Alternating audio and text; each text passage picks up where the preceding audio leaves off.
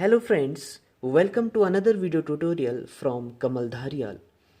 दोस्तों आज की इस वीडियो में हम डिस्कस करने जा रहे हैं मोनोक्लोनल एंटीबॉडीज़ पे।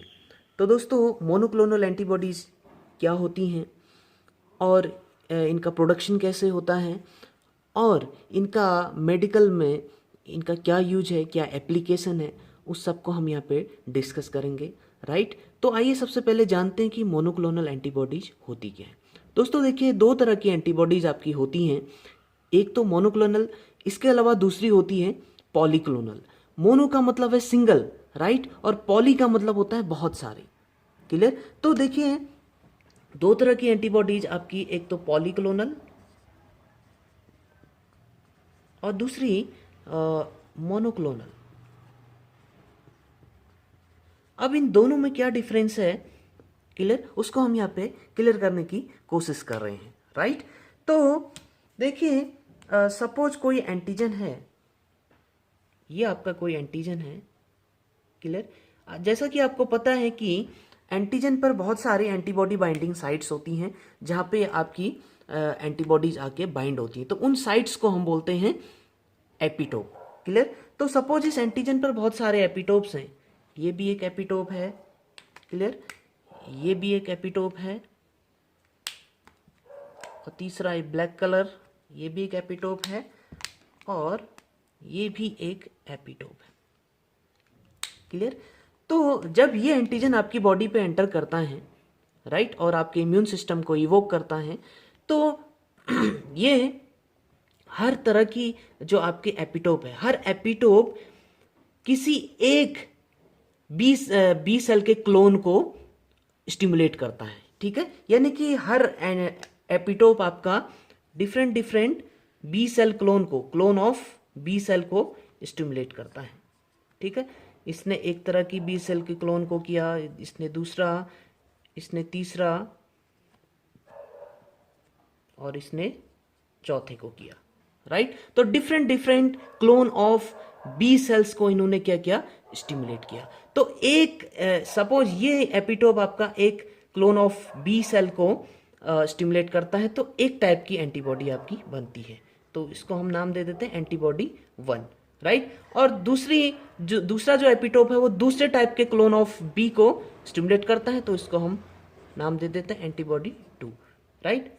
और इसको antibody 3 and this one antibody 4। ये एक एग्जाम्पल हम यहाँ पे दे रहे हैं, टाइप, राइट। तो इस एंटीजन ने क्या किया, इस एंटीजन पे जितने आपके एपिटोप्स प्रेजेंट थे, डिफरेंट एपिटोप्स ने different clone of B cell को क्या किया, स्टिमुलेट किया, और आपकी डिफरेंट एंटीबॉडीज आपकी बनी, क्लियर। तो this mixture of antibody, right, तो ये जो एंटीबॉडीज का मिक्सचर होगा, डिफरेंट एंटीबॉडीज का मिक्सचर, ये आपका कहाँ प्रोड्यूस हो रहा है, सीरम पे आपका प्रोड्यूस हो रहा है, right. So this resultant antibody mixture present in the serum is known as, it's said to be a polyclonal antibody, polyclonal, right। इसको हम क्या बोलेंगे, polyclonal, because it contains mixture of antibodies derived from different clones of B cell। Different clone से ये क्या बने, आपकी ये एंटीबॉडीज बनी बहुत सारी, इसलिए इसको हम क्या बोलेंगे, पॉलीक्लोनल एंटीबॉडीज बोलेंगे, राइट, क्लियर। ये समझ में आया। अब देखिए कि मोनोक्लोनल किसको हम बोलेंगे। तो देखिए जब कोई एपिटोप, कोई एक सिंगल एपिटोप, इस पूरे एंटीजन में बहुत सारे एपिटोप्स हैं, जब कोई एक सिंगल एपिटोप, सपोज इस ग्रीन एपिटोप की हम बात करते हैं, तो ये सिंगल एपिटोप जब एक single clone of B cell को स्टिमुलेट करेगा, राइट। तो ये सिर्फ किसको करा, एक सिंगल क्लोन। याद रखिएगा कि एक सिंगल एपिटोप जब एक सिंगल बी सेल क्लोन को क्या कर रहा है, स्टिमुलेट कर रहा है, तो ये क्या होगा आपका, ये बी सेल आपकी स्टिमुलेट होती है और इसका प्रोलिफरेशन होता है, बी सेल का प्रोलिफरेशन होगा, बहुत सारे बी सेल्स बनती हैं, और ये जो प्रोलिफरेटेड बी सेल्स हैं, ये जब आपकी क्या करती हैं, ये क्या आपकी प्लाज्मा सेल्स, राइट। तो ये जो एंटीबॉडीज का प्रोडक्शन कर रही हैं, इनसे जो भी एंटीबॉडीज आपकी बन रही हैं, राइट, जो भी एंटीबॉडीज इनसे बन रही हैं, these all are monoclonal antibodies. ये सब क्या हैं, मोनोक्लोनल एंटीबॉडीज। मोनोक्लोनल एंटीबॉडीज को हम इस तरह से डिनोट करते हैं, राइट, या कहीं कहीं MOAB इस तरह से भी, राइट, मोनोक्लोनल एंटीबॉडी। क्लियर। तो याद रखेंगे कि when only one clone of B cell is stimulated by a single epitope of an antigen and then is allowed to proliferate and produce antibodies, such antibodies are referred as monoclonal antibodies. Clear. तो आप कैसे define करेंगे monoclonal antibodies को? Monoclonal antibodies are defined as the antibodies derived from a single clone of plasma cell और B cell, right, all having the same antigen specificity. सब में क्या होगी, सेम एंटीजन स्पेसिफिसिटी होगी। जैसे कि आप कह सकते हैं कि they are produced against a single epitope of an antigen. Clear.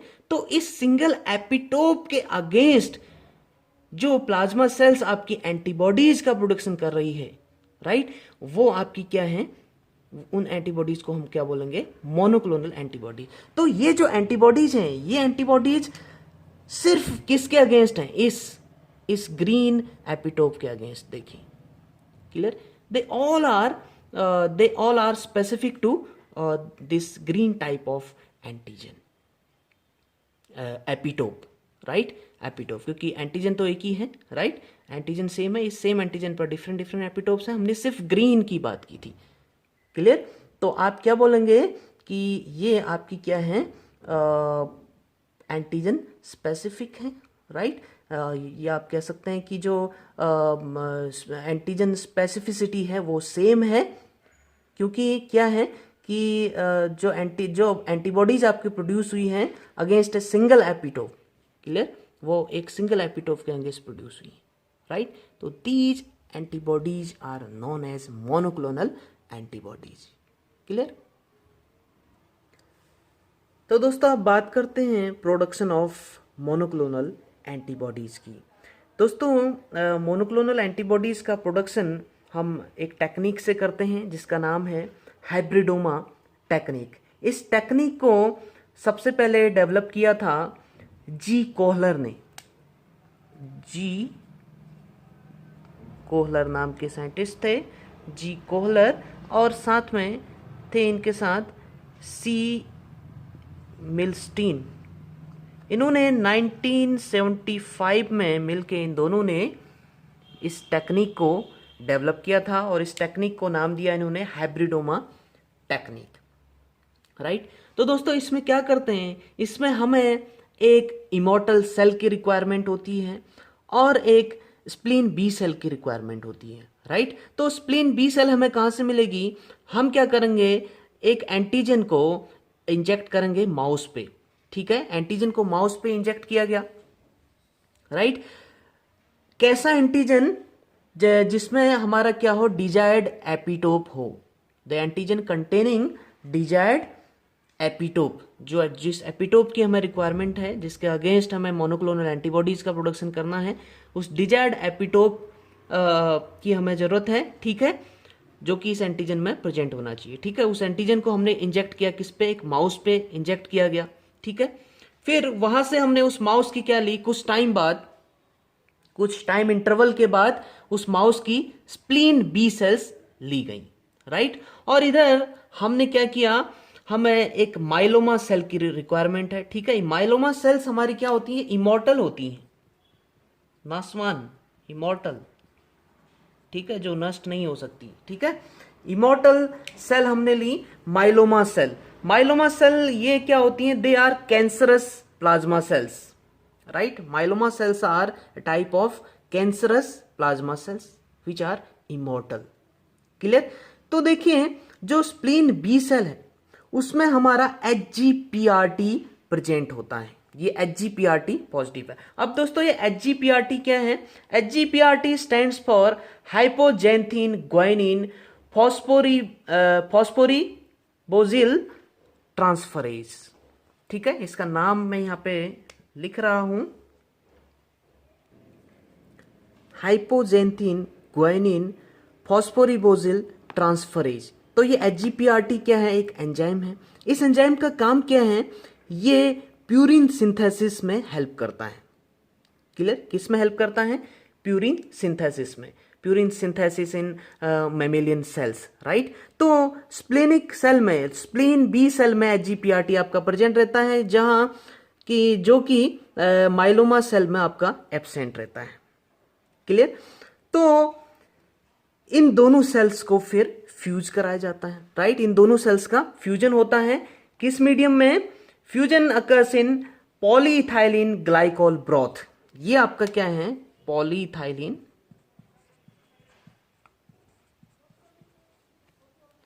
Polyethylene glycol broth, right.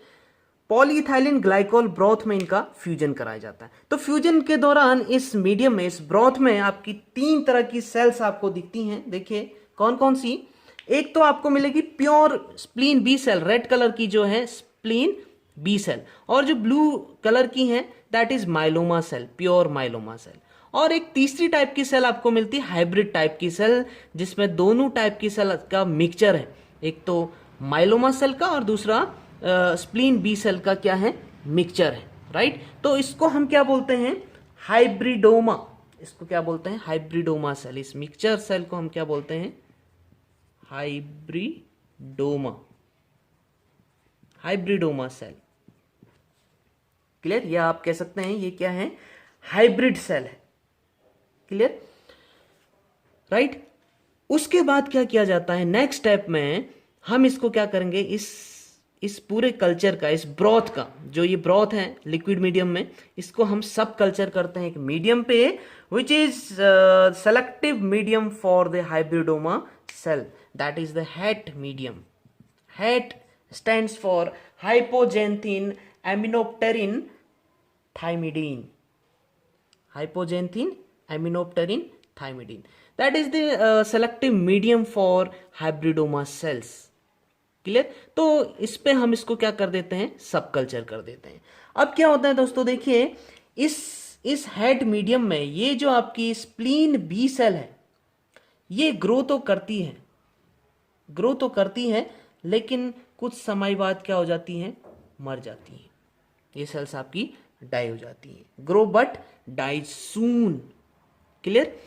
क्योंकि क्या है, ये सेल आपकी इमॉर्टल नहीं है, जैसा कि हमने पहले ही बोला कि ये सेल्स आपकी इमॉर्टल नहीं होती हैं। कौन सी? Spleen B sales. और वहीं हम किसकी बात करें? हम बात करते हैं माइलोमा सेल्स की। तो माइलोमा सेल्स इस मीडियम में ग्रो नहीं कर पाती हैं। क्लियर? इस मीडियम में ग्रो, क्योंकि इसमें HGPRT एंजाइम प्रेजेंट नहीं होता है। क्योंकि HGPRT जो एंजाइम है वो आपके प्यूरिन सिंथेसिस में हेल्प करता है, राइट। जो सैल्वेज पाथवे होता है प्यूरिन सिंथेसिस का, उसमें हेल्प करता है आपका HGPRT। तो इस माइलोमा सेल में HGPRT आपका एब्सेंट रहता है। That's why they can not grow in the HAT medium. Clear, right. तो उसके बाद नेक्स्ट स्टेप में हम क्या करते हैं? सिलेक्शन करते हैं, हाइब्रिडोमा सेल्स का सिलेक्शन करते हैं। तो यहाँ ये तो आपकी रेड सेल तो मर जाएगी, स्प्लीन बी सेल, राइट। ये तो आपकी मर जाती हैं स्प्लीन बी सेल्स, और जो माइलोमा सेल्स हैं वो ग्रो नहीं कर पा रही, ठीक है, वो तो ग्रो करती ही नहीं है, ठीक है। तो यहाँ सिर्फ आपकी इस हेट मीडियम में कौन सी सेल ग्रो करती हैं? Hybridoma sales. ये जो दोनों टाइप के कलर की सेल्स आप देख रहे हैं, रेड और ब्लू कलर की, ठीक है, ये हाइब्रिडोमा सेल्स हैं। तो हेट मीडियम सेलेक्टिव है किसके लिए? हाइब्रिडोमा सेल्स के लिए। तो इसमें सिर्फ हाइब्रिडोमा सेल्स आपकी ग्रो करती हैं, इनका मल्टीप्लीकेशन इसमें होता है। उसके बाद फिर हम क्या करते हैं? इसका सिलेक्शन करते हैं, राइट। तो सिलेक्शन के लिए क्या करते हैं हम दोस्तों? इस हेट मीडियम को हम डाइल्यूट करते हैं, ठीक है, और ऐसी प्लेट पे इसको डाइल्यूट किया जाता है जिससे कि हमारा क्या हो कि बहुत सारे वेल्स उसमें होती हैं, ठीक है, उस प्लेट में, ठीक है। तो इस तरह से हम डाइल्यूट करेंगे, इस तरह से उस पर रखा जाएगा इसको कि हर वेल आपकी क्या करे, हर वेल पे एक हाइब्रिडोमा सेल आपकी प्रेजेंट हो, राइट। हर वेल पे आपकी क्या प्रेजेंट हो, एक हाइब्रिडोमा सेल प्रेजेंट हो। इस तरह से हम उसको क्या करेंगे, डाइल्यूट किया जाएगा। उसके बाद फिर इनका सिलेक्शन किया जाता है किस मेथड से, या तो रेडियो इम्यूनो एसे मेथड से या फिर एलाइजा मेथड से हम इसका सिलेक्शन कर सकते हैं। क्लियर। तो इस टेक्निक से, रेडियो इम्यूनो एसे और एलाइजा टेक्निक से हम क्या आइडेंटिफाई कर रहे हैं, मोनोक्लोनल एंटीबॉडीज को हम आइडेंटिफाई करेंगे, राइट। क्लियर। तो इसको मेंटेन रखने के लिए दोस्तों, for the maintenance of monoclonal antibodies हम क्या करते हैं, फर्दर हम इसका मास कल्चर कर सकते हैं, राइट। इसका मास कल्चर कर सकते हैं, जिससे हमें क्या मिलेंगी, प्योर मोनोक्लोनल एंटीबॉडी जिससे हमें मिल सकती है, राइट। तो इसमें जो एंटीबॉडीज का जो कंसंट्रेशन रहता है वो आपको मिल सकता है 10 to 60 माइक्रोग्राम पर मिलीलीटर। क्लियर। या फिर आप क्या कर सकते हैं, या फिर आप इसे डायरेक्टली इंजेक्ट कर सकते हैं, अगेन किस पे, माउस पे। कहां, उसकी पेरिटोनियल कैविटी पे, राइट। इंजेक्ट करके आप इसको मेंटेन कर सकते हैं। लेकिन इसमें क्या होता है कि जब आप माउस में उसको काउंट करेंगे, उसके कंसंट्रेशन को जब हम देखेंगे, क्लियर, चाहे उसके सीरम में हम देखें या उसके एसाइटिक फ्लूइड में देखें, क्लियर, तो हमें जो मोनोक्लोनल एंटीबॉडीज हैं वो प्योर फॉर्म में नहीं मिलती हैं, राइट। जो कि हमें इस मास कल्चर में मिल रही हैं प्योर फॉर्म में, वो हमें इधर नहीं मिलेगी। वहाँ क्या मिलेगा, मिक्सचर मिलता है, राइट। एंटीबॉडीज का मिक्सचर हमें आइडेंटिफाई होता है यहाँ पे, क्लियर, जिसे हम प्यूरिफाई कर सकते हैं क्रोमेटोग्राफी के थ्रू या इम्यूनो प्रिसिपिटेशन मेथड से हम उसको प्यूरिफाई कर सकते हैं। क्लियर। तो दोस्तों इस तरह से प्रोडक्शन होता है मोनोक्लोनल एंटीबॉडीज का। अब बात करते हैं मोनोक्लोनल एंटीबॉडीज की एप्लीकेशंस की। तो दोस्तों बहुत एप्लीकेशन है मोनोक्लोनल एंटीबॉडीज के, जैसे कि सबसे पहला आप देख रहे हैं identification of cells and clones. तो एग्जाम्पल के लिए जैसे आपकी टी हेल्पर सेल्स और टी साइटोटॉक्सिक सेल्स के आइडेंटिफिकेशन के लिए हम क्या करते हैं, एंटी CD4 और एंटी CD8 मोनोक्लोनल एंटीबॉडीज का यूज किया जाता है। एंटी CD4 और anti CD8 monoclonal antibodies for the identification of, जैसे CD4 जो है आपकी, वो किसके मार्कर हैं, आपकी टी हेल्पर सेल, और CD8 आपकी cytotoxic T cells, right.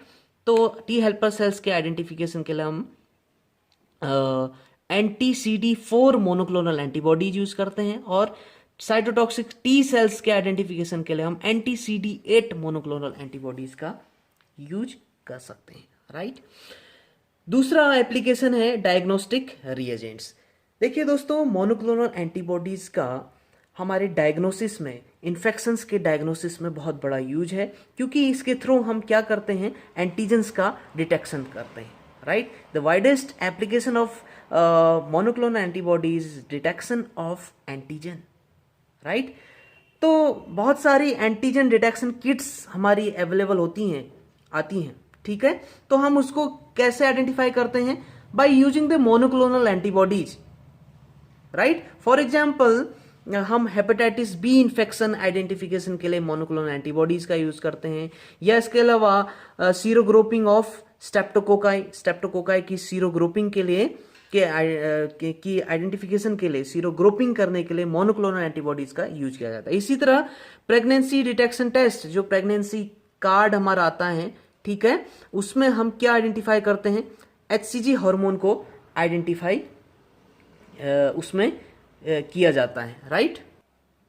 Clear. तो उसमें भी हम मोनोक्लोनल एंटीबॉडीज का यूज करते हैं for the identification of HCG hormone, right, क्योंकि वो मोनोक्लोनल एंटीबॉडीज किसके अगेंस्ट हैं, HCG के अगेंस्ट, ह्यूमन कोरियोनिक गोनेडोट्रोपिन जो हार्मोन आपका होता है, राइट। तो उसके अगेंस्ट जो मोनोक्लोनल एंटीबॉडीज हैं उनको हम यूज करते हैं। क्लियर।